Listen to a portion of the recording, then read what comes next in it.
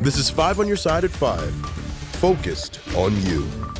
We continue our weather alert today with much of our area under an excessive heat warning. The heat and humidity are sticking around. Thanks for joining us. I'm Mike Bush. I'm Ann Allred. Callie Jackson has the day off. This heat, it's dangerous. It's going to last all week. So let's check in with Weather First Weather First Meteorologist Gary Frank. I can't call you the chief. What if Scott's listening? He's over there. He's over there just taking a break. Now we're just trying to stay cool. You know, the heat's getting to all of us. You know, we got to 100 again today. My goodness, you know, and we had less cloud cover than we did this yesterday. And even with cloud cover yesterday, we were 95. Less cloud cover, more sunshine, of course, equals more high temperatures as we're still under an excessive heat warning. This has now been extended through Friday because it's very hot, and it's not just the heat. We can deal with this. I'm looking at some of these numbers that are well in the mid 105s that we've seen historically. That's not the issue. It's the significant dew point near 80 degrees. This is our third day in a row of that. We'll talk about the significance of that later on. 96 feels like 113. Many spots locally, even like Washington, Missouri, 120.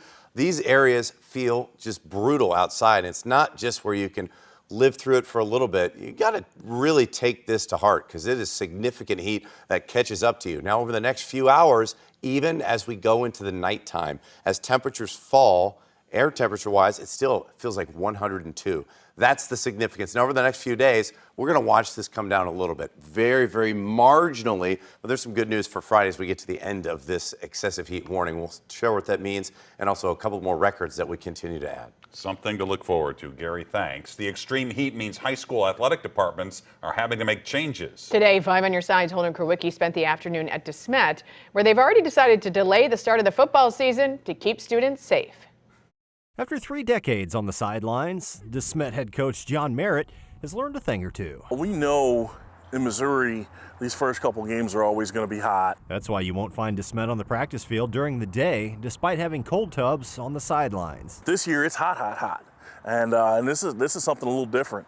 And, you know, we're trying to keep everybody healthy and everybody safe and still get a chance to play the game we love. While teams like Hazelwood Central have moved practice to 5 a.m., DeSmet is doing the opposite and practicing as late as 7 or 8 at night to try and beat the heat. We figure we're going to play at 8 or 9 o'clock at night on Friday night, so we ought to be out there and try to practice in about that same weather and see what it's like and see if we can acclimate. While there's no debating how hot it is off the field, it's even hotter on the field for student athletes. Using this heat gun, I can tell that the equipment is about 110 degrees, but the turf temperature is about 135. It's going to be hot down there, and you know, teams that have the ability to get off their turf and get on grass this week are doing that. We're blessed to be able to do that. We've been up on grass all week, but those games Friday night are going to be on turf, and those are going to be hot. That's why the Missouri State High School Athletic Association requires water breaks at the midpoint of each quarter and team trainers to take temperature readings before, during, and after games to monitor the conditions. Many teams have access to a physician if we need them on call to come in and do things too if we got an extreme situation, and hopefully it won't come to that. In an effort to double down on safety, schools like DeSmet and Kirkwood have already moved their Week 1 kickoff to 8 p.m. In St. Louis, Holden Krawicki, 5 on your side. For information on how to keep cool in the St. Louis area, text the word HEAT to 314-425-5355. Right now, westbound 270 is shut down for a semi-truck crash. This is in North St. Louis County.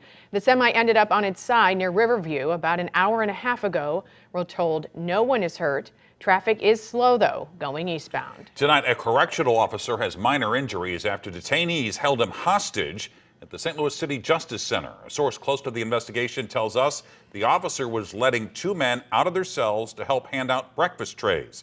They allegedly hit him, dragged him into the shower, sprayed him with mace, and another man handcuffed him. We're also told they were demanding pizza and chicken patties in exchange for his release. The 70-year-old correctional officer was held hostage for about 2 hours until a SWAT team arrived. A few detainees also have minor injuries. At least 2 detainees are expected to face criminal charges for this situation. A Bridgeton police officer is seriously hurt after he was hit by a car on I-70. It happened overnight east of Highway 141. 2 police SUVs were on the right shoulder when a driver went off the road, hitting the back of one of those SUVs. The impact pushed the first SUV into the second one, which hit the officer. He's now in the hospital. The driver was taken to the hospital with moderate injuries. Today, city leader advocates and gun violence survivors gathered in St. Louis to discuss new action on gun safety legislation. 5 on your side's Diamond Palmer was there and joins us in studio. Diamond, what's the new legislation advocates hope to introduce? Well, Ann and Mike, the mayor says she supports several new gun laws that would take on high-powered weapons and prohibit certain people from having guns in the city. Today, the mayor was joined by the chief of St. Louis Police, several members of the Board of Aldermen, and survivors of gun violence. She talked about action she's already taken in signing Board Bill 29, which regulates open carry in the city. Now, she says the Board of Aldermen is prepared to take even more action by introducing several pieces of legislation. The bills would, among other things, prohibit military-grade weapons, prevent the transfer of sale of guns to minors, and prohibit insurrectionists and people convicted of hate crimes from having guns. Gun violence is a plague, and its painful touch has stung families across our region, and their experiences are sadly not unique in our city. I've been open about how gun violence has affected my family. The 7-year-old who accidentally shot himself just a few weeks ago was my cousin. Mayor Jones called the gun violence in our city a public health crisis, adding the city's already taken 1,660 guns off streets just this year. Now, coming up at 6 p.m., we'll hear from the St. Louis Police Department chief and a mother who's still seeking justice for her daughter's murder 8 years ago. Diamond, thanks. 15 St. Louis City Sheriff's deputies have been rehired and cleared to work again. That's after a judge ordered them to stand down, saying they were not hired with standard procedures. The sheriff is now in compliance with the judge's orders to follow the correct process. One applicant did withdraw their application.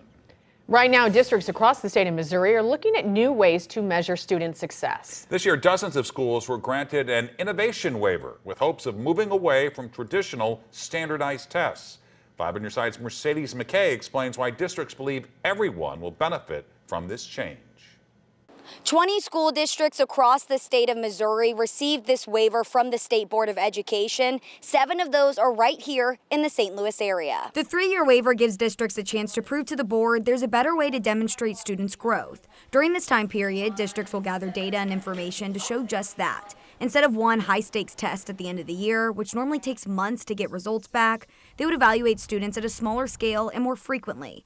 Parkway Schools and the Rittner School District are 2 of the 20 testing this out.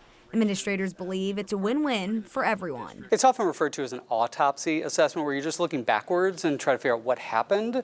And we don't want to just look backwards and see what happened. We want to know what's going on right now. How do we help the student right now? How do we get the teacher information to help them right now? How do we get the parent information that they can know, here's where my student is? For right now, students and parents won't really see a difference in those standardized testings. I'll have much more coming up at 6 at when that could possibly happen and when those changes will really take place. In St. Louis, Mercedes McKay, 5 on your side.